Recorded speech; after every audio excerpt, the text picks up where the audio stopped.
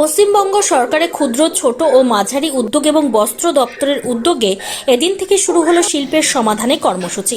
গাজল ধরণীধর সরকার অতিথি নিবাসে আয়োজিত এই কর্মসূচি চলবে সপ্তাহব্যাপী। কর্মসূচিকে ঘিরে খোলা হয়েছে একাধিক কাউন্টার। এই সমস্ত কাউন্টারগুলি থেকে মিলছে সরকারি বিভিন্ন সুযোগ সুবিধা।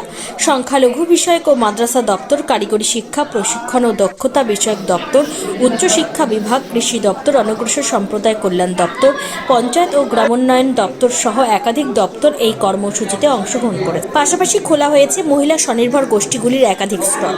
এখানে বিক্রি করা হচ্ছে তাদের উৎপাদিত নানা ধরনের সামগ্রী। প্রথম দিনই মেলাতে বেশ ভালো জনসমাগম লক্ষ্য করা গেছে। সরকারি উদ্যোগে মঞ্চস্থ হয়েছে কর্মসূচিকে কেন্দ্র করে সাংস্কৃতিক কর্মকাণ্ড।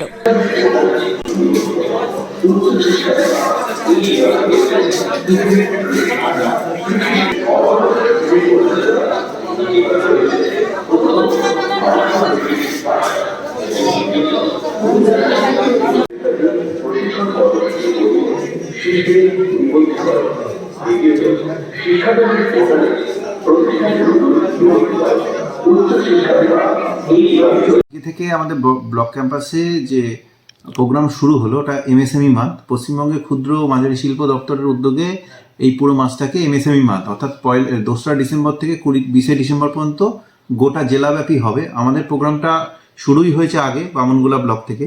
দ্বিতীয় পর্যায়ে রয়েছে গাজল ব্লক, যেটা 9 থেকে শুরু হলো এবং সেটা চলবে আগামী 14 তারিখ পর্যন্ত।